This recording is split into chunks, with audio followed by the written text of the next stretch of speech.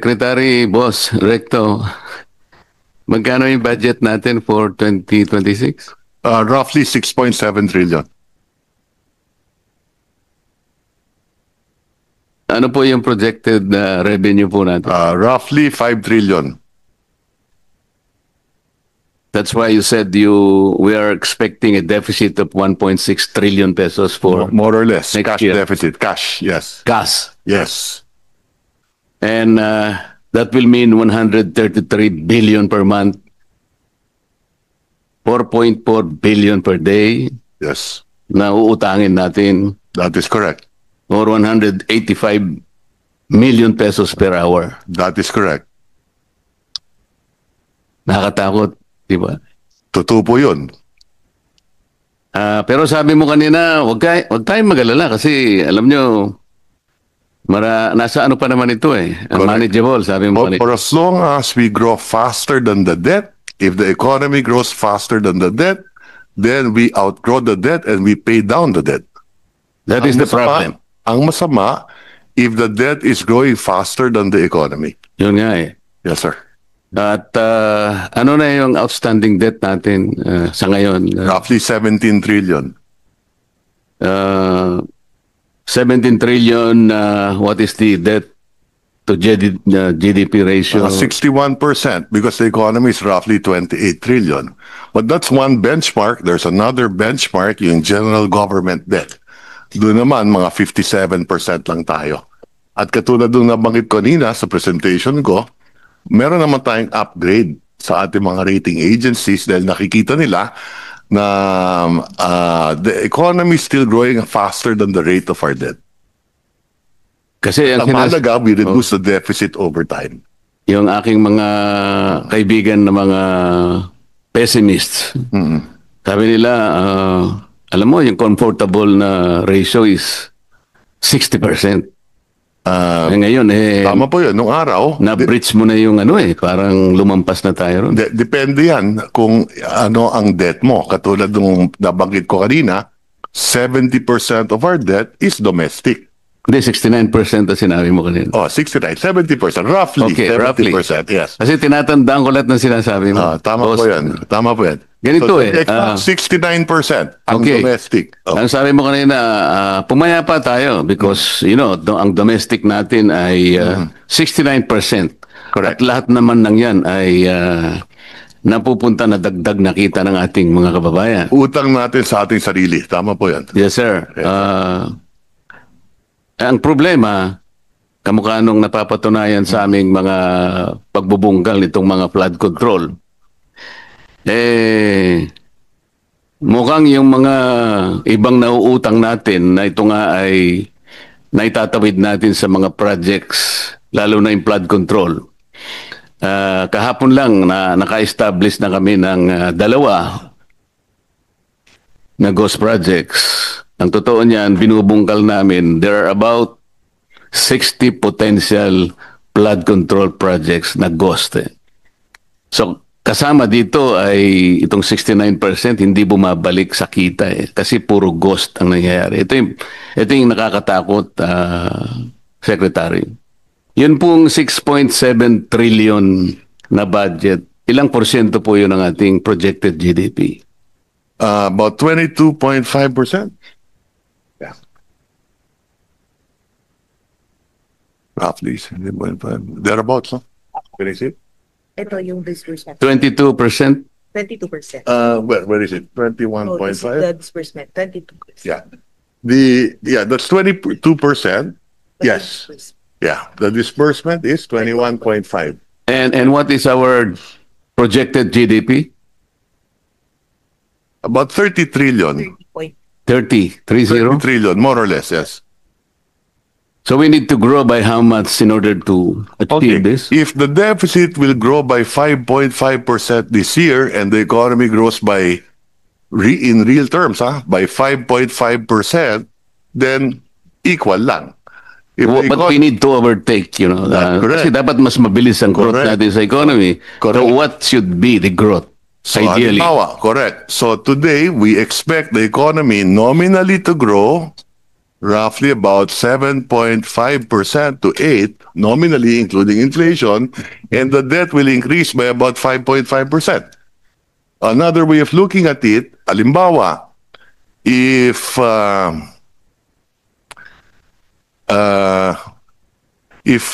interest rates are at 6% pag umutang ka, and inflation is at 3, your real cost of money is 3. Yes. If the economy grows by 6, panalo ka ng 3. Kaya nga, yung 7.3 Yes. must be achieved na growth natin sa economy. Anything higher than the rate of debt, At the very least, 7.5. anything higher than the rate of debt, the increase in the rate of debt is positive. But ideally, we need to grow at 7.5 para lang. Ideally, if we could grow faster than that, even better. No, kasama ng nominal yun, ah. Oo, nominal yun. Apa. Yung collection effort natin sa tax secretary, Yes. Apo. comparable ba yun dun sa collection effort ng mga Asian countries? A very good Kasi question. baka, That's baka yun ang dapat nating tingnan. That's correct. Very Diba? good question. Yes, we do have a slide on that. The average revenue to GDP ratio in ASEAN is 16.5%. So tayo, nandun tayo sa 16.5%. So Okay, lahat tayo. yung pinibenchmark namin sa DOF. Tinitingnan natin yung mga international best practices at dito sa ASEAN, yung benchmark dyan, yung revenue to GDP, roughly 16.5, nandun tayo. Ang ASEAN average is 16.4. So tayo last year 16.5, so 0.1 mas maganda yung atin. Kasi Secretary, Mr. Chair, nung binabalikan ko yung ating nakaraang kasaysayan, 1965 for example,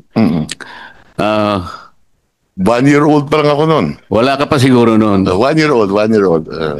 Si Chairman, wala pa eh. Per capita GDP, we're number 2 in Asia. That's correct. Pagkatapos, tinitingnan ko yung... Sunod sa Japan. Ha? Sunod sa Japan. Sunod tayo sa Japan. Tama. Pagkatapos, talagang may iyak ka, malulungkot ka. Bakit? Paunti-unti tayong bumababa.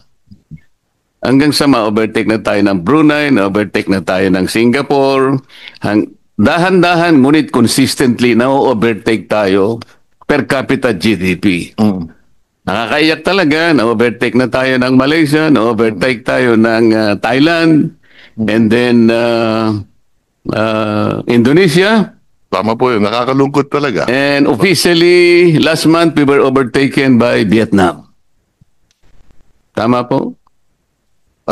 Size of the economy, I think mas malaki pa rin ang Pilipinas ng konti. Yes, but But trajectorily, I am think talking that- about per capita GDP. Yeah, that's possibly, yeah. Officially, That's correct, yes. na-overtake na po tayo. Huwag na po sana tayong papayag na ma-overtake pa tayo ng Myanmar, Opo. Cambodia, o kaya Timor-Leste. Baka maiyak na po tayong lahat, Secretary. And that's why we gotta get our act together, both the executive and Congress. Yun nga po eh. Yes. Secretary, magsasegue ako ng konti. Opo. Meron po kasi akong panukalang batas. Dahil nire-review ko po yung mga ayudang nangyari sa panahon natin ngayon. Meron po tayong 5 klaseng ayuda eh. Yung isa po, conditional, ito po yung 4Ps. Yung iba po, walang guidelines, walang condition. Meron tayong MAIP, meron tayong AIX, meron tayong TUPAD, meron pang AKAP yata, ma'am. AKAP.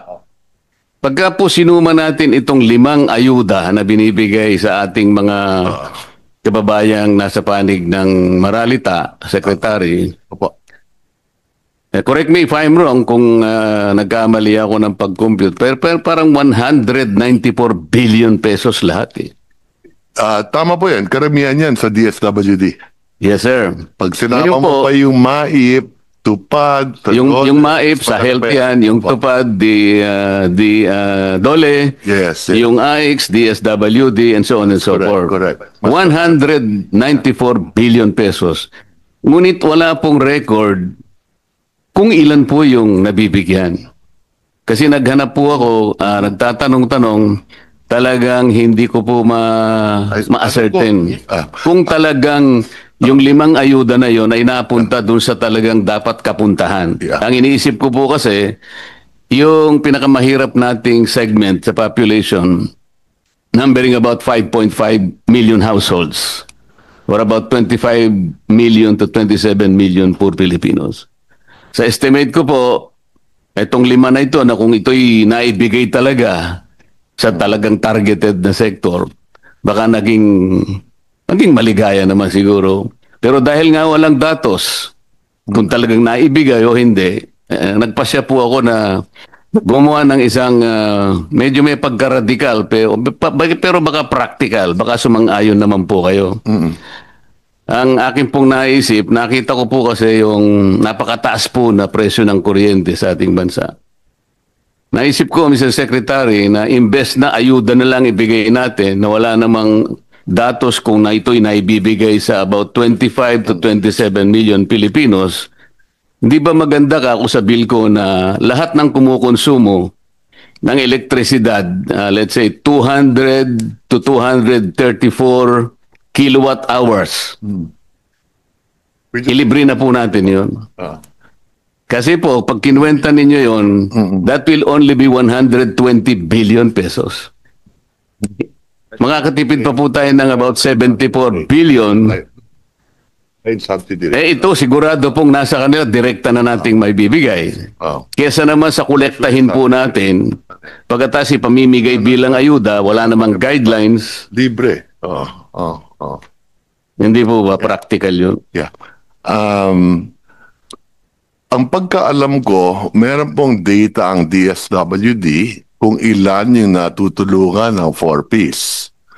Yung 4Ps po, walang masyadong problema doon. Correct. Sapagkat conditional po yun. Correct. At So, yan po merong guidelines. Correct. So, Pero pagka yung MAIP na po, yung AIX, yung TUPAD, lalo na po yung AKAP, talaga pong wala na yun. yung pagkaalam ko, may data yan, ang 4Ps, no? Ang pagkaalam ko, kung talagang titignan nila na mabuti, meron din data ang DSWD sa AIX. So, meron pong data sa papel. Pero pag nagtanong po kayo on the ground, sapagkat lalong-lalo na po nung panahon ng eleksyon na po ako'y nagtatanong, talagang sinusuyod ko. Kung minsan po ang audience is about 40,000 to 50,000 people, talaga pong tatanungin ko, sino po ang nakatanggap? Wala pong sumasagot eh. So, kailangan pong ma-check. Kaya ko nasabi na mas mabuti pa yata, mas practical, na ibigay na lang natin na parang subsidy sa kanila. Siguradong mapupunta sa kanila, walang corruption, wala pang magpapasikat na politiko na akala mo galing sa kanila. Ang alam ko rin, doon sa Lifeline subsidy, meron tayong pagka below 100 kilowatt hours ang gamit mo. Hindi po, Meron 20 kilowatt hours lang ang nasa Lifeline po. Ulitin ko Hindi lang. po 120. Yeah, ulitin ko lang. Pagka 71 to 100 kilowatt hours, may diskwento ng 20%. Pag 0 to 20 kilowatt hours, 100% libre. Pagka 21 to 50, 50%. Pagka 51 to 70 kilowatt hours, 35%. Kabisado ko po yung secretary, laderize po yan. Katapos-tapusan po, ang Lifeline, Yes. 20 kilowatt hours. That's Parang ang isang bahay nagsindi ng ilaw isang araw, yung 29 days, hindi na siya Pero gagamit. ang pagkaalam ko dito, hindi napapatupad to. Hindi nga po. Kaya nga, ang gusto ko lang pong sagutin ninyo, mas practical po ba yung iniisip ko na imbes na po ayuda na wala naman po talagang malinaw kung talagang ito'y kinapupuntahan talaga ng targeted sector, doon na lang natin ibase kasi po. Ako, kaya ako binanggit ito, ako isang ayon ako na dapat patuparin natin to at kung kinakailangan, i-adjust natin na mas mataas. Ayun, akala ko kasi kontra ka kanina, Secretary. Hindi, sang-ayon nga ako eh. At dadagdagan mo pa pala. Ayan. At kasi rine-review na rin namin to ngayon. Dahil Salamat po. na hindi napapatupad. Salamat po. Po. Ngayon, kay Secretary Pangandaman, I miss you yesterday. Kasi ikaw ang inihintay ko eh. Kaya lang nandito po kayo, kaya Pero pinatawad, sino po nandun po sir? pinatawad ko na kayo. Si Mr. Toledo nandun eh. Oo. Pero kagaya po ng tinatanong mga kasama ko, tama lahat yun eh. Kasi po ang una kong initial na datos na hiningi ko sa inyo, yung diferensya nung NEP at saka nung GAA. talaga pong napakalaki ng diferensya. Ang itatanong ko na lang sa inyo, ba't basta kayo pumapayag ba? Kasi nung ibigay po ninyo yung mga net ceilings po, for example, DPWH na lang,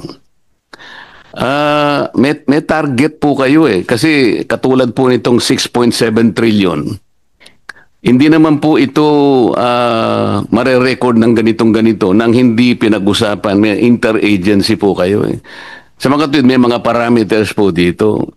Maaring ito pong 6.7 trillion na to talagang nakaakma doon sa mga directions na gusto nating gawin. Halimbawa, dito sa 6.7 trillion na to, sabi ni Secretary Balisagan, we will be able to liberate at least 800,000 poor people this year. Kunwari, ganun po ano. Ngayon, madi-displace, ma-upset ngayon yung ano yun sapagkat kumusa ang program, kumuha sa ganito. Tama naman po yung mga nauna kong kasamang nagtanong. Kailangan may vetting procedure. Do not accept this parang submissions ng isang agency, parang gospel truth. Sayang po eh. Nawawalan lang ng katuturan. Lahat po ng ating directions, lahat po ng targeted natin, mga economic indicators, papunta nga po sa gusto natin, we need to grow at 7.5%, sabi natin, para lang malampasan natin yung deficit natin, yung utang natin, maunahan natin, makapagpundar tayo ng mas maraming pangkabuhayan, para kahit nangungutang tayo, natatakpan nating lahat. Lahat po ng ito na upset, nasisira, because bigla na lang isisingit si ganito. Isipin mo isang congressman, malalaman niya, paano niya ma-access yung program, hindi naman niya kayang gawin yun.